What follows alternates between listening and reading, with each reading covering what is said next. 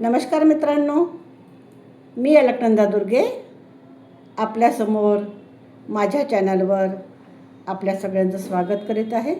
मनःपूर्वक स्वागत करीत आहे, वंदन करीत आहे आणि अभिनंदन करीत आहे. इथे आपण ऐकणार आहोत श्रीमद वाल्मिकी रामायण बालकांड सर्ग 76. परशुराम परत जातात. पित्याचा मान राखण्याकरता श्रीराम आतापर्यंत काही बोलले नव्हते, परंतु जमदग्नीपुत्र परशुरामाचे बोलणे ऐकून ते म्हणाले, भृगुनंदना ब्राह्मण, आपण आपल्या पित्याचा वधाचा सूड उगवण्याकरता जे काही केले आहे ते मी ऐकले आहे आणि त्याला आमची संमती आहे. भार्गवा, मी क्षत्रिय धर्माचा असल्यामुळे ब्राह्मण देवतेसमोर नम्रपणे राहून मी काही बोललो नाही, म्हणून पराक्रमहीन व असमर्थ समजून आपण मला तुच्छ लेखत आहात. आज माझे तेज व पराक्रम पहा. असे म्हणून क्रुद्ध होऊन श्रीरामांनी ते श्रेष्ठ धनुष्य व बाण परशुरामांजवळून लीलेने घेतले.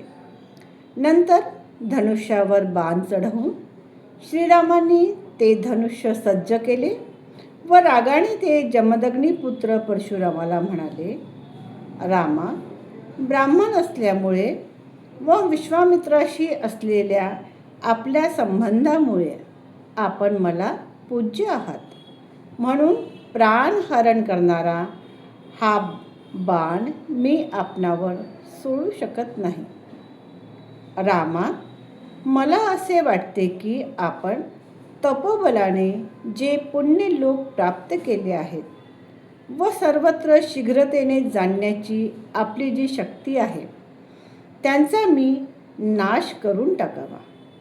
कारण विरुद्ध पक्षाच्या बळाची घमेंड आपल्या पराक्रमाने चूर्ण करून टाकणारा व शत्रुनगरीवर विजय मिळवणारा हा बाण व्यर्थ जाऊ शकत नाही. त्यावेळी श्रेष्ठ वैष्णव धनुष्य धारण करणाऱ्या दशरथी श्रीरामाला पाहण्याकरता सर्व देव ऋषीगणासह व पितामह ब्रह्मदेवासह तेथे आलेत. ते अद्भुत दृश्य पाहण्याकरता गंधर्व, अप्सरा, सिद्ध, चारण, किन्नर, यक्ष, राक्षस, नाग हे सुद्धा तेथे आले.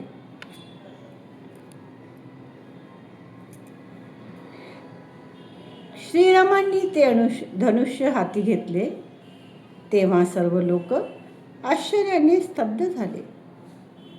परशुरामाचे तेज श्रीरामांच्या तेजात मिळून गेले.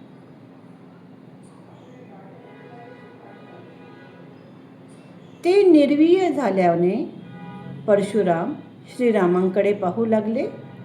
तेज निघून गेल्यामुळे पराक्रमहीन व जडवत असलेले परशुराम कमलपत्राक्ष श्रीरामाला हळूहळू म्हणाले, रघुनंदना, कश्यपांना पृथ्वी मी जी दान केली होती तेव्हा ते म्हणाले होते की तू माझ्या राज्यात राहू नकोस. त्या गुरुवचनाचे पालन करीत मी रात्री पृथ्वीवर राहत नाही, कारण मी त्यांच्याजवळ तशी प्रतिज्ञा केली होती.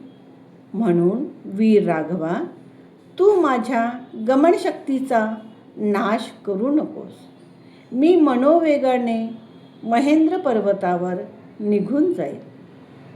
परंतु श्रीरामा, तपश्चर्येने मी जे लोक प्राप्त केले आहे त्यांचा तू ह्या श्रेष्ठ बाणाने नाश कर.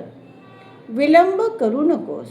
परंतपा, तू हे धनुष्य सज्ज केले आहे त्यावरून मधुदैत्याचा नाश करणारा अविनाशी देवेश्वर विष्णू तूच आहेस हे मी जाणले आहे. तुझे कल्याण असो. सर्व देवगण येथे जमून तुझे निरीक्षण करीत राहीत. तुझे हे कर्म अनुपम आहे. रणांगणावर तुझ्याबरोबर कोणीही द्वंद्वयुद्ध करू शकत नाही. काकुत्सा, तुझ्यासमोर माझा जो पराभव झाला आहे तो लज्जास्पद होऊ शकत नाही, कारण तुझ्या रूपाने त्रैलोक्यनाथ विष्णूनेच माझा पराभव केला आहे. सुवत्तरामा, हा उत्तम बाण सोड. हा बाण सुटल्यानंतर मी श्रेष्ठ महेंद्र पर्वतावर जाईल. जमदग्नी पुत्र रामाने असे म्हटले तेव्हा पराक्रमी दशरथी रामाने तो श्रेष्ठ बाण सोडला. श्रीरामाने सोडलेल्या बाणामुळे तपश्चर्येने मिळवलेले उत्तम लोक नष्ट झालेले पाहून परशुराम श्रेष्ठ महेंद्र पर्वतावर गेले. परशुराम निघून गेल्यावर दिशोपदेश दाटलेला अंधार नाहीसा झाला. त्यावेळी ऋषीगणांसह सर्व देवांनी श्रेष्ठ आयुधे धारण करणाऱ्या श्रीरामांची प्रशंसा केली. तत्पूर्वी दशरथी रामाने परशुरामांचे पूजन केले होते आणि दशरथी रामांना प्रदक्षिणा घालून परशुराम स्वस्थानी निघून गेले. हा सर्ग इथे संपलेला आहे. आपण पुन्हा भेटूया पुढच्या भागात. तोपर्यंत हा माझा व्हिडिओ तुम्हाला आवडला असेल तर व्हिडिओला लाईक, सबस्क्राईब आणि शेअर करा आणि कमेंटमध्ये लिहा. जय श्रीराम. धन्यवाद.